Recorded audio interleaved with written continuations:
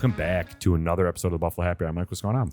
Derek, we survived the hurricane/storm that took over the facility, but I'm excited because we're dry. So we should start with introductions and titles, if those exist, and then kind of introduce yourselves to our audience so we know what's going on. Sure. What's happening? I'm Michael Robb with Clarksburg Cider. I'm the CEO and owner. And joining me is... I'm Eddie Graves. Sorry, I forgot my name for a minute. I'm the head cider maker over at Clarksburg Cider, and just the guy that makes the cider. This place is awesome. So we're on Walden, and you're driving down Walden out of Lancaster area.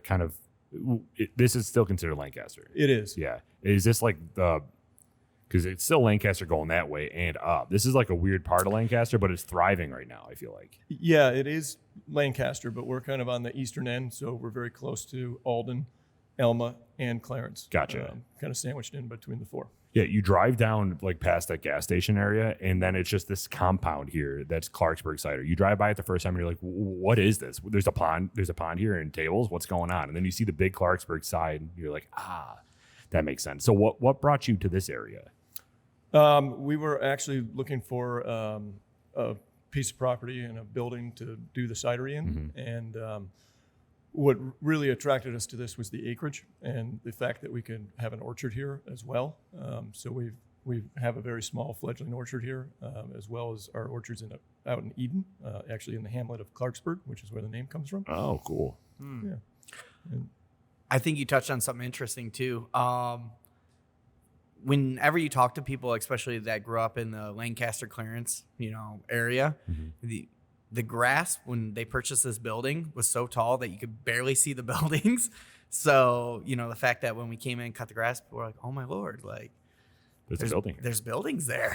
It's the feedback on, what we've done with the landscaping here, and just it's been overwhelmingly good. For sure. What's the acreage that you got? We own 17 acres, but then we have an easement on an additional 13. Is that for more orchard? Yes. And that's all here. Yep. No kidding. Where's the orchard? Is it straight back? Right out here on either side of the driveway. We've got a planting on each side of the driveway. Oh, that's sweet. That's really smart. Yeah, it's neat. I want to have a country feel. I'm more of a country mouse versus a city mouse. And, like when you go into a winery, you drive through the rows of grapes and stuff. We wanted to have that aesthetic and feel here. And we also want to use the apples for, product. Sure. Where did you source the actual apple seeds to then grow your trees? Were you picky about that? So, go ahead, Eddie. Interesting thing, a little bit of knowledge. All of our apples today don't come from seeds. Apple is not to get too technical, apple's survival mechanism is there's 5 seeds inside of an apple. You plant those 5 seeds and you'll get 5 different types of apples. You take a Granny Smith and you plant that in the ground. You could get crab apple. You could get a red-skinned apple, all sorts of things. So all the apples that I would say 99% of the apples, especially in orchards, come from grafting. Not to get too weird. Can you explain grafting? Yeah, so you take a root stock, which is the part that goes in the ground. It's a little, They select them based on their ability to survive in certain climates and stuff like that. What they'll do is they'll take a clipping from a known tree, like a Macintosh, we'll say. They'll take that, they'll splice it in there, wrap it up, and then you'll have a Mac. Oh, I have seen those before. Have you seen those? No. It's literally just like you said. You slice it and then you put it together and then you wrap it up and it's just like, oh, we belong here. It's really sweet. That's crazy. Yeah. So they're from Clarksburg? Like that's where you started? No, all of our trees we buy through our landscaper and nursery partner, Turnbulls, which is down in Brant, in North Collins area. And these trees come from all over the country. So that area in Eden, that is right now the main area where a lot of the orchard is? Is that what you said? Yeah, that's where our primary orchard is. But, it's still a young orchard and it's not producing a yield yet. Sure. So we are not using our own apples yet. But eventually we will. And we want to use them for a higher tier estate blend, a bottled product. How long does that process normally take? It usually 3 to 5 years for a tree to actually bear fruit, but to actually produce a yield worth doing much with. Sure. It's more like 5 to 10. That's interesting because we come from the whiskey world. And obviously for whiskey, if you want a good product, you have to wait a while for the stuff to sit in the barrel. And with distilleries, normally they source it from other areas. So you aren't necessarily sourcing juice, you're sourcing the actual apples from the other area. Well, we currently, all of our products, we buy the actual juice pressed. Oh, okay, gotcha. But, we're talking to some other cider makers and some other local farmers in Western New York about, specifically picking cultivars and, varieties to do certain blends with and having them press those specific apples. Gotcha. Yeah, I'm fascinated about cider. Yeah, because most people don't realize that it's super complex. You're not just pushing an apple down with force and then all of a sudden the juice is alcoholic. Can you guys touch on, I know it's a loaded question, but can you touch on the process to make cider? Yeah. So it's not much harder than what you said, though. There's a lot of science into it. The science is more about consistency. I think that's the harder part of it all. We've been fermenting beverages for thousands of years. I say it a lot, and it's something I do stand by. After the apple is pressed, there's a couple things that they're looking for, things that we care about. We care about, sugar levels, because as we know, sugar means alcohol. Mm-hmm. So we need to stay consistent in there to be compliant with, our labels and stuff like that. But the biggest factor and the thing that's, I would say gives me the biggest headache is malic levels. That's the acidity found in an apple. So right now during pressing season, our apples have, abundance of malic. So when you drink it, it's got that nice little bite in it. Not quite like a sour beer, but, you get it, nice, crisp, tart. But later on, after the pressing season, apples go into cold storage, nitrogen rooms and stuff like that. And apple is an interesting fruit. Apples are super interesting. And I got a quiz for you guys in a minute after I get through my thought. But an apple can go into a oxygenless environment, a nitrogen room stored at, 32 degrees, and it'll stay relatively unchanged.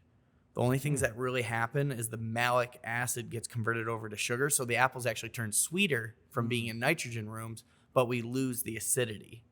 So the real science in this is how to make adjustments and stuff like that throughout the year, from different blends of apples, and how to keep consistency there.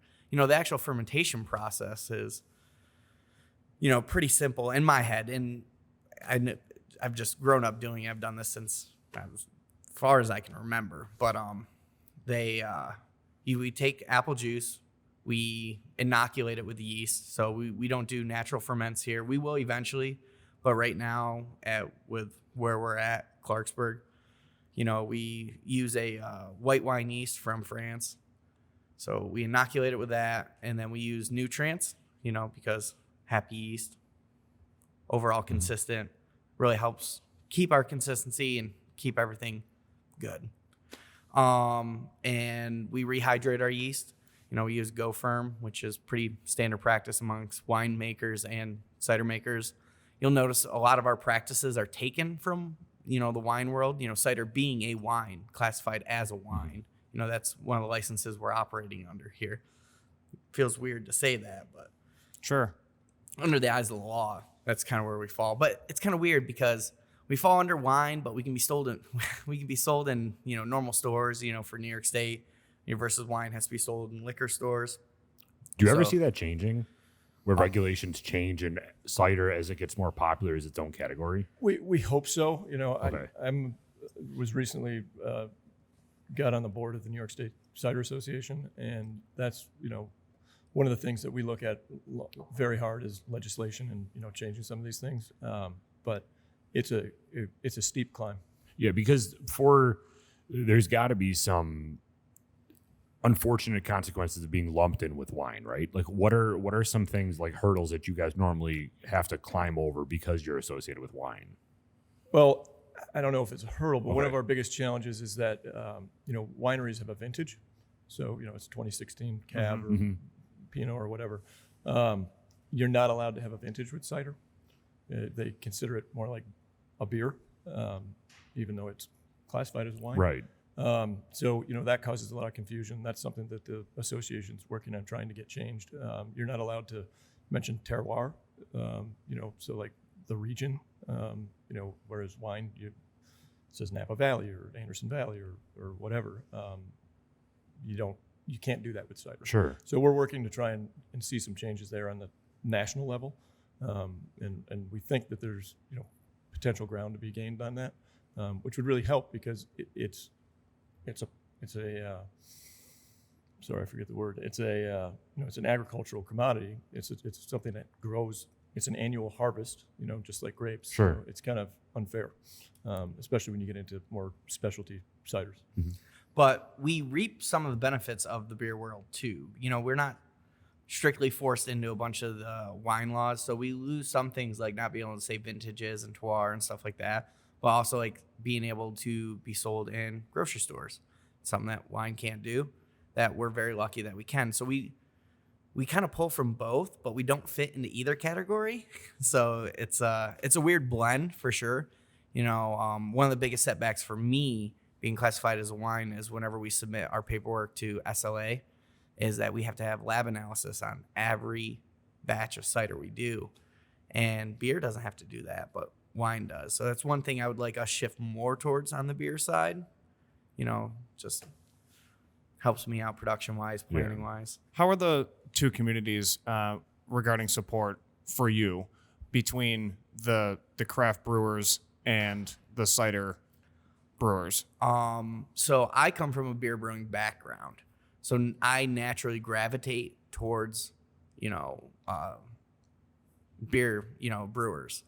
So that's just kind of the niche that I fell into for a long time, and they're very supportive. Winemakers, I don't know a ton of them. The only ones I know also make cider, and they've always been good to me. But straight up, I've never had a winemaker reach out to me and be like, "Oh, how do you feel about this?"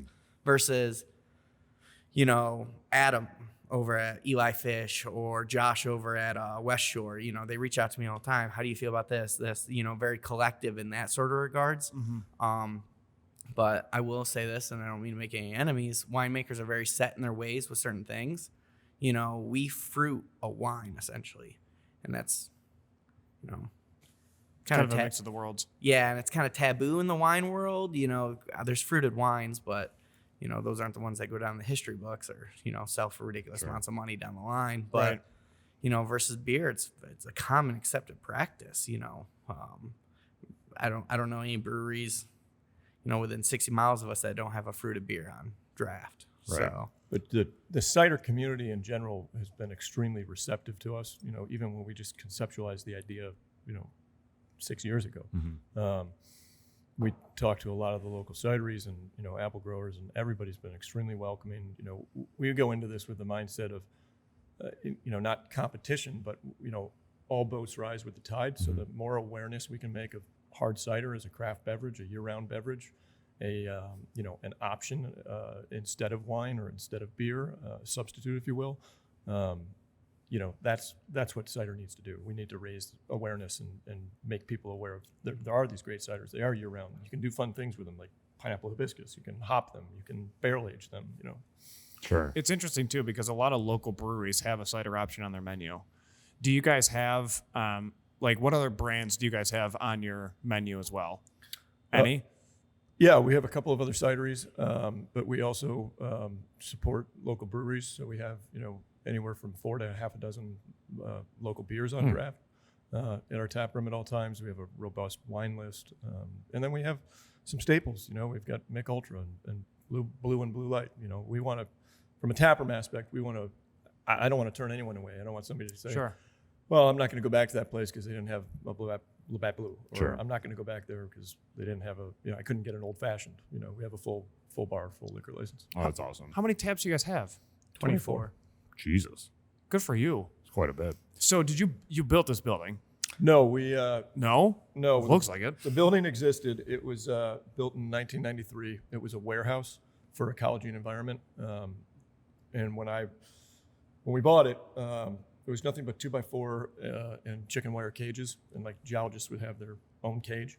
And so once they got all their stuff out, I took all those out. We hired an engineer to help us lay out the production facility, hired an architect to help us lay out the the tap room. We decided we were going to designate 75% of the square footage to production, 25% to retail, and that was fun.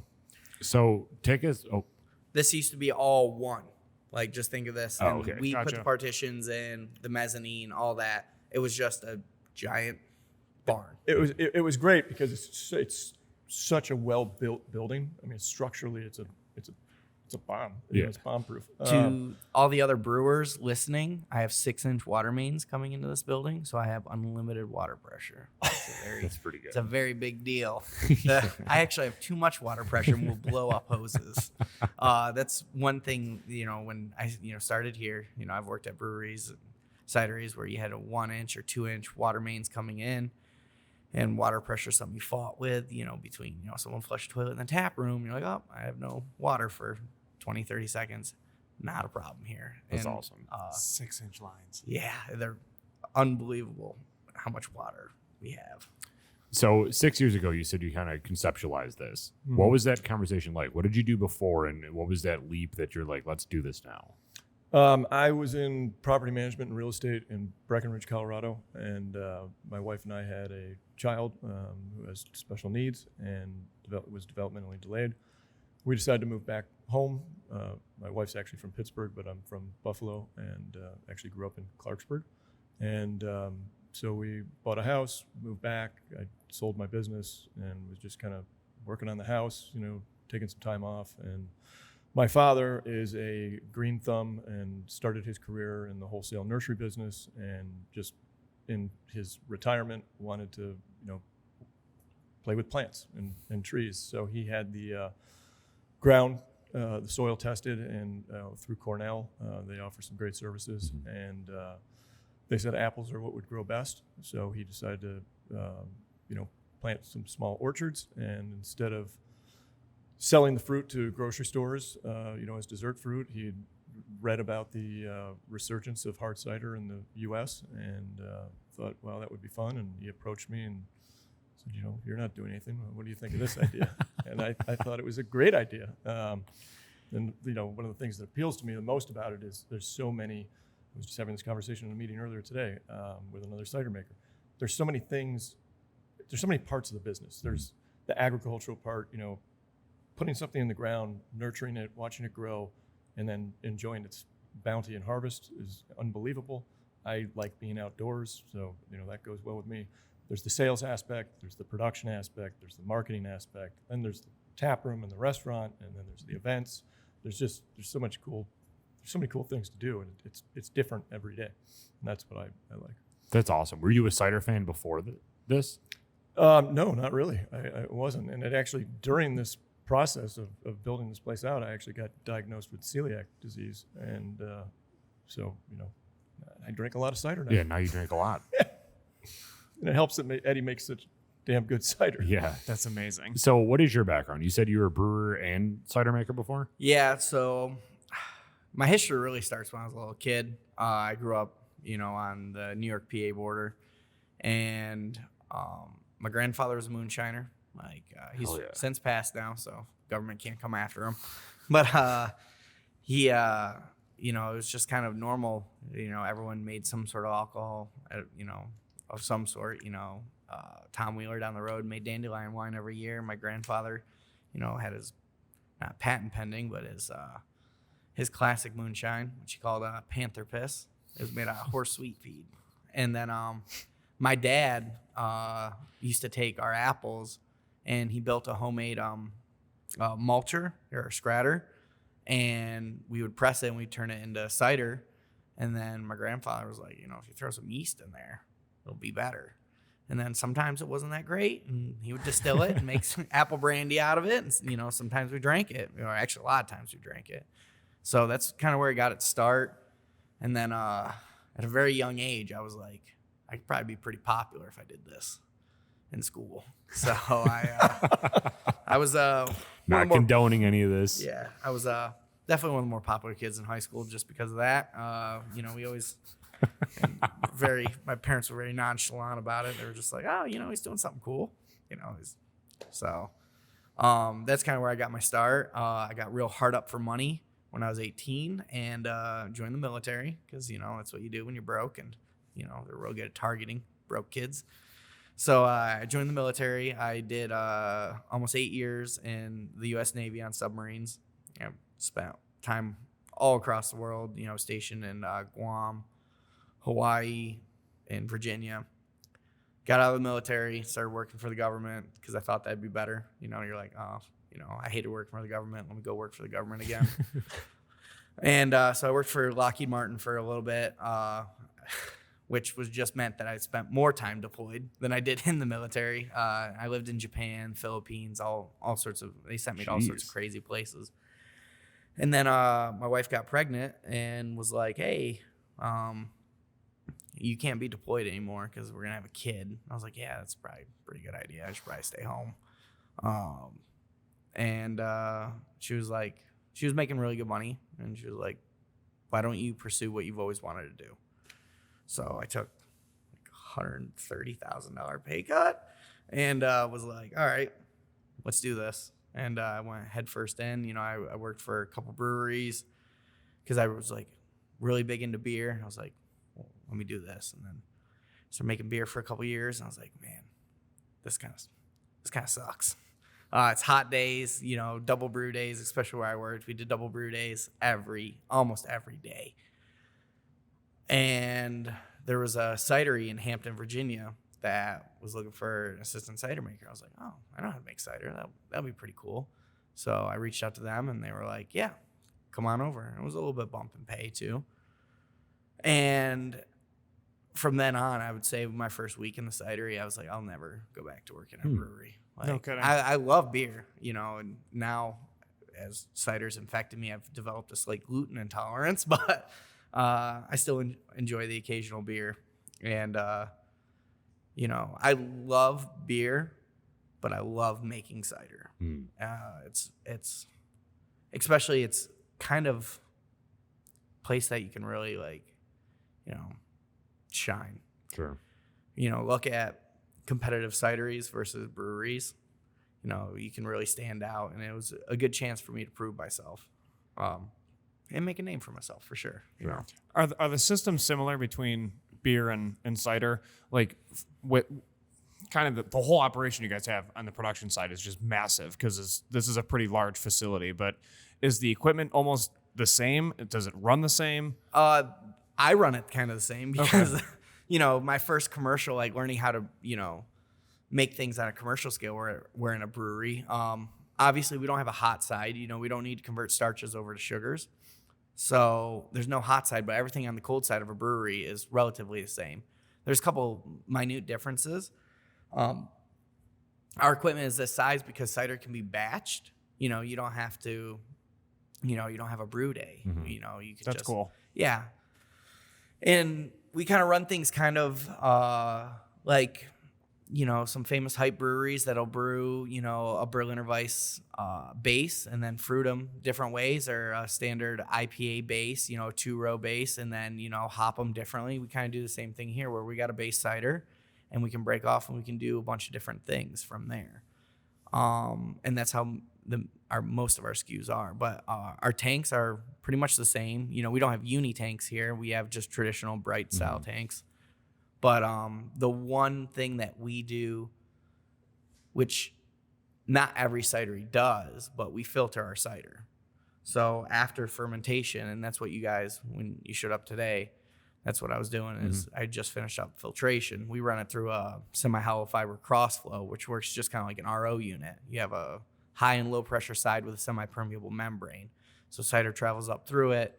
What can fit through the holes on the membrane, which is 0.45 microns big, gets through and it's perfectly clear, versus all the pectin and yeast and other stuff just keeps getting sent back around and keeps trying to get filtered. So I would say that's probably the biggest difference. But, our canning line is same canning line you can find at most of the breweries around us. Almost all the mobile canners use the same canning line. I would say cold side wise, we're probably about 90% the same as a brewery. So getting to the cans quick, we got some stuff in front of us here. Do you want to kind of run us through, not necessarily everything like super in depth, but what type of options you have there? And then you also won an award for that one over there. So you want to... Oh yeah, this guy. Let's talk about him first because he's kind of my pride and joy at this moment. I'm definitely. I was very shocked by the platinum that we got from Cidercraft Awards. Platinum, wow. Platinum, yeah, fancy. But no, so we'll talk about our barrel aging program. You guys being brown water fans, That's right. Yeah, exactly. Right from the get go, before we even had a Facebook page, like before we had posted anything, I was like, we should get some barrels. And you were like, yeah, absolutely. Let's get barrels in here. So before people even knew, like, Clarksburg, we no signs, no nothing, just building on a really manicured property at this point. Mm-hmm. We brought in some barrels. We brought in originally 6, maybe 8 bourbon barrels, which were mostly Basil Hayden barrels. There were 1 Knob Creek and 1 Maker's Mark barrel in there as well. Yeah, we brought in 8. I thought we brought in 10. Yeah, you're right. I think we did bring on 10 because they were stacked all goofy like for a bit. Yep. But yeah, there were a couple, primarily Basil Hayden, a couple knobs, and a couple makers thrown in there. And from, I would say probably our first batch of cider that we made on a larger scale, we threw it in there and started aging it. And we didn't really have any idea on where we wanted to go with it yet, but we were like, that's a future us problem. And this is a product of future us problem. We took some of it and we just bottled it almost straight. We carbonated it to a lower volume carbonation, and the idea behind that was kind of like a whiskey and soda or something like that, or it wasn't super over carbonated, but just had a little bit of effervescence to it. And then we had some extra barrels, and I was stationed on the USS Louisville, and Louisville, Kentucky, the Derby, and I was like, let's do a mint julep hard cider. So we took a little mint and threw it in there, and then I was like, it worked. We back sweetened it just a little bit. It's not overly sweet. It's, I would say, off dry for sure. It's not nearly as sweet as our semi sweets and stuff like that. Off dry is definitely where it falls. I was like, this is great. And then Michael was like, yeah, let's wait 8 months to release it for the Derby. I was like, no, let's release it now. And just kind of like a wine, it aged beautifully in the bottle. And we submitted it to a competition. And I was like, a more traditional competition too. I was like, they're going to hate it because it has mint in it. And we got a platinum for it. I think it's because it's kind of unique and something different. And it has every bit of, bourbon that you guys love. It has, that vanilla, the caramel. And cool thing about bourbon is a lot of it has that green apple. Mm-hmm. So being an apple base, it just kind of extenuates that. Sure. And it's phenomenal. I'm awesome. about to just pry it open with my teeth. Like, as I'm Yeah, saying. right. And it's cold already, too. You pulled a cold one. But so there's that. Do you want to talk about our base SKUs? Because I've talked a lot. Yeah, no problem. So we initially went to market in April of 2021 with 2 SKUs, a semi-sweet and a dry cider.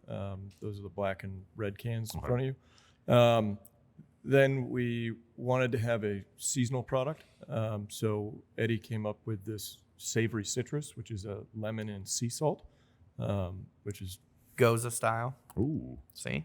That was kind of the idea. And I think it's just phenomenal. And we had so much success with it, we decided to make it one of our flagship ciders. So that's available year round now. So those are the 3 that are available year round.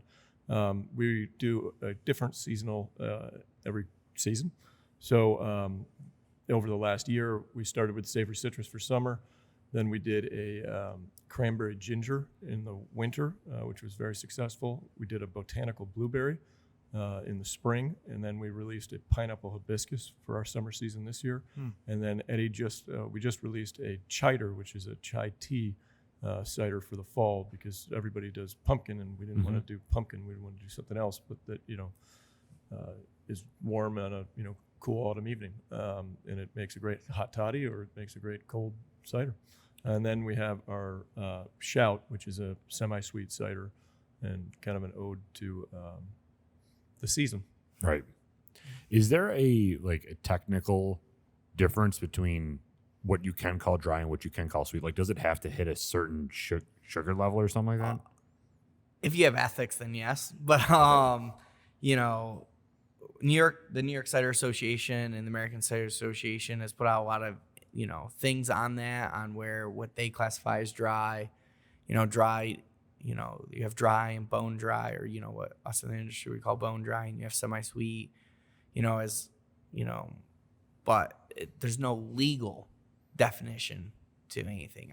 We could put dry on our semi-sweet can. So it's more of a recommendation. Yeah, but we follow the Cider Association guidelines.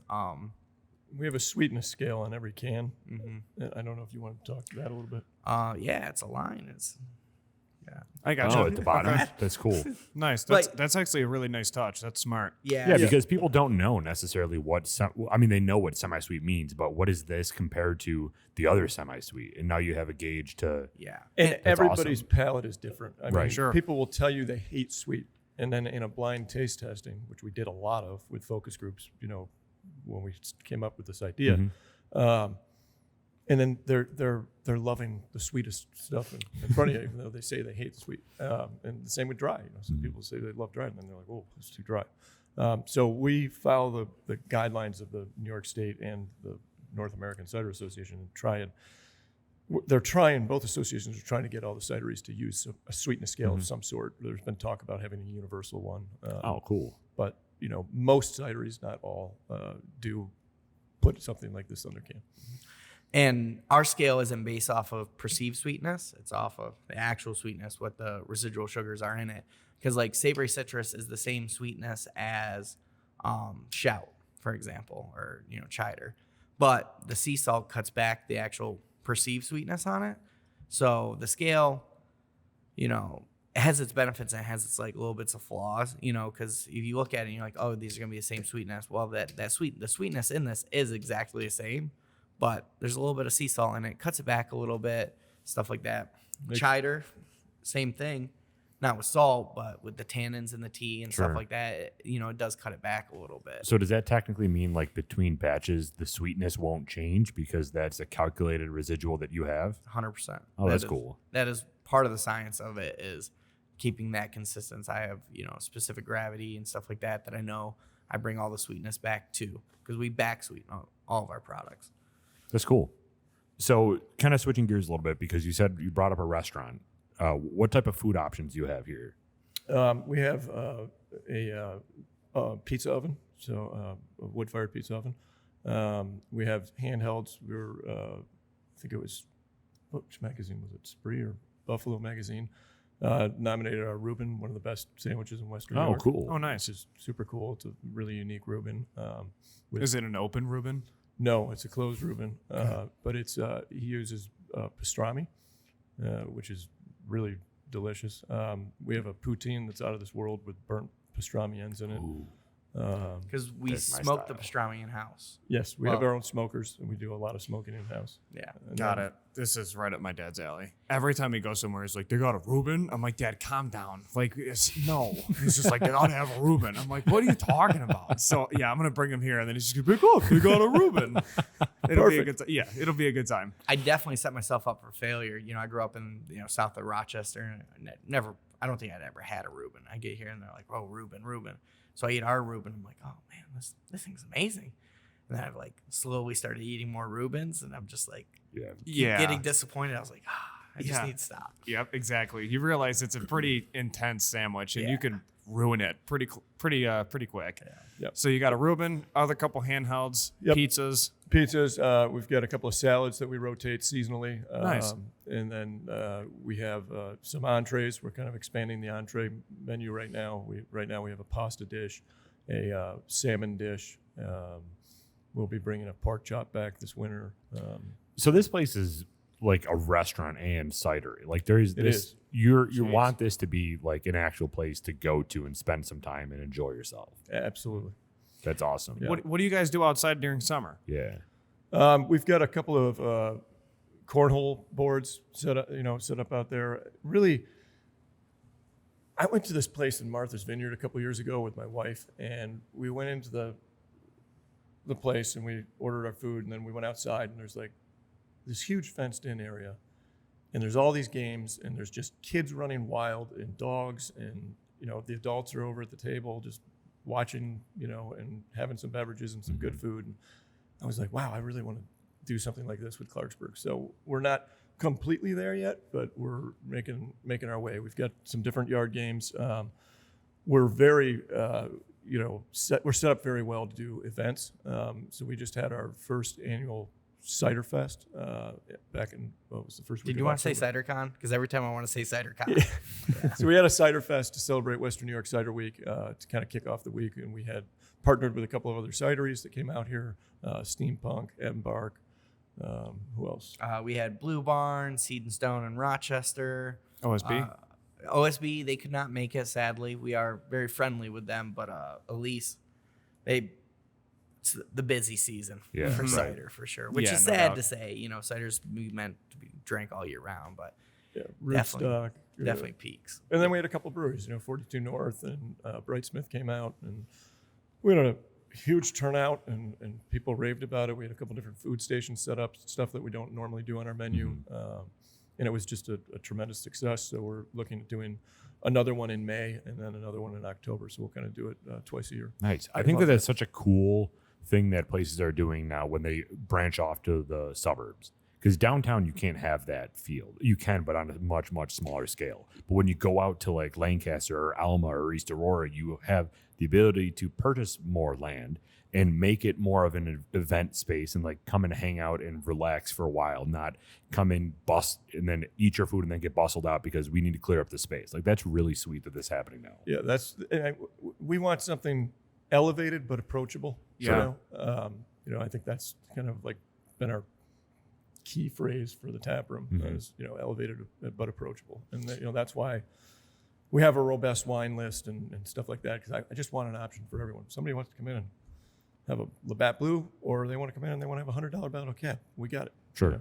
That's exciting. We've talked with a lot of different business owners over the last 3 years, and it's really interesting to hear their perspective from what they want to do with their business and what influenced them and their decisions.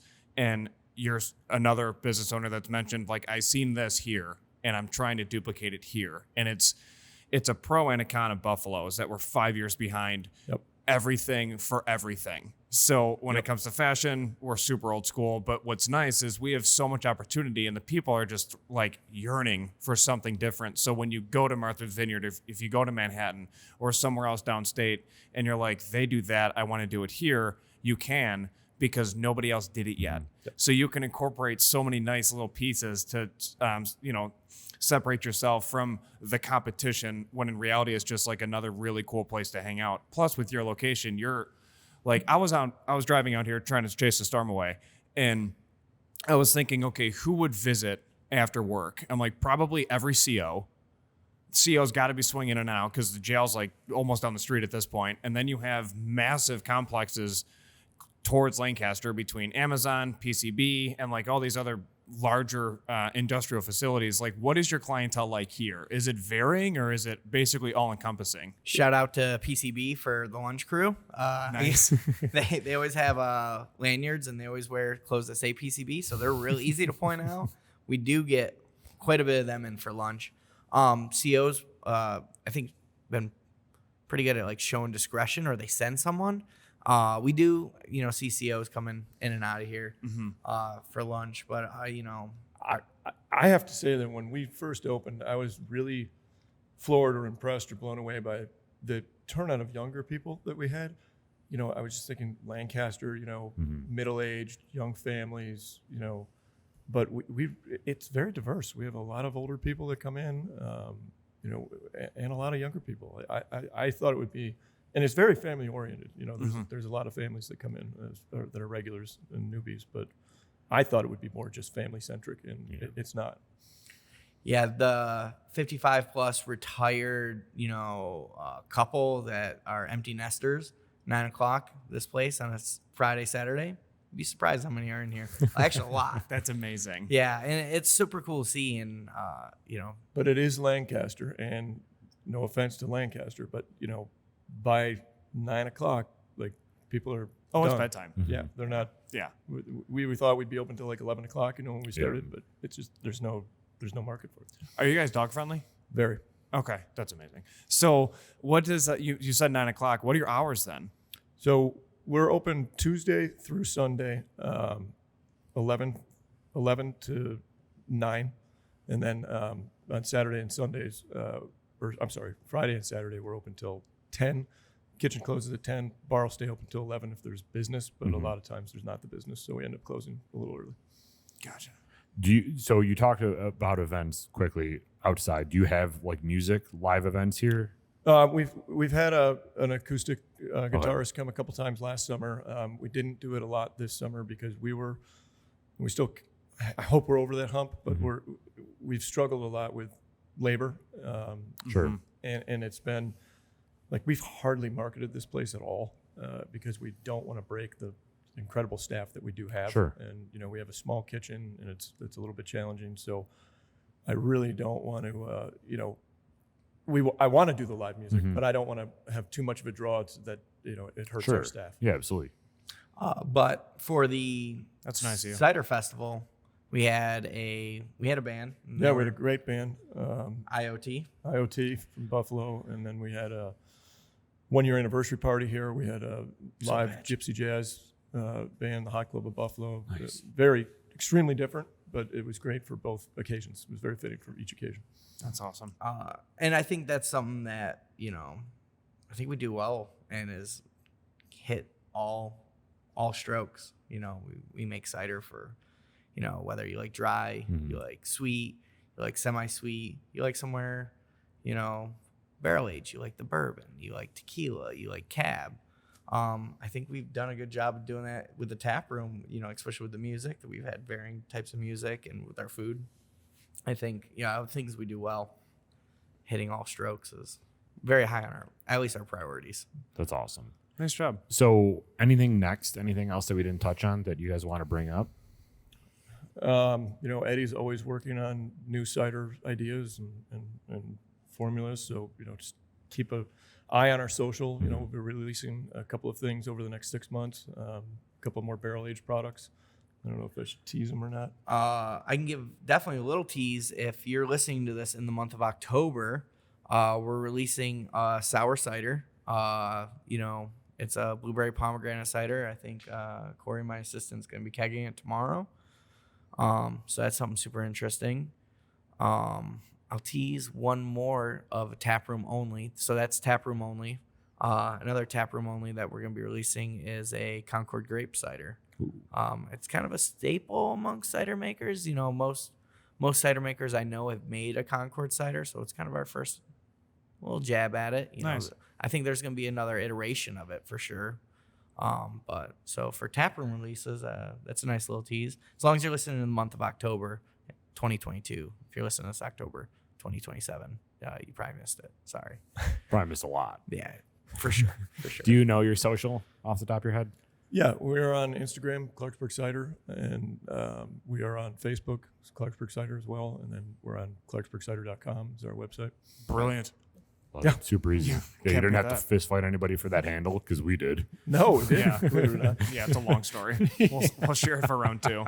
Okay. Yeah, thank you guys. This has been awesome. Thank you so much. Go look up their Instagram, their social media, everything to figure out what they've got coming out next. If you are listening to this right when this comes out, come down here, hurry up because you only got a couple more days to get those in-house exclusives. But overall, thank you guys so much. This is awesome. The place that you guys have here is amazing. It's beautiful, and it just is very inviting. So thanks for letting us come out. Thank you guys for reaching out to us and having us on. Really appreciate it. Of course. Thank you. Thank Thanks, you. guys. We'll be right back.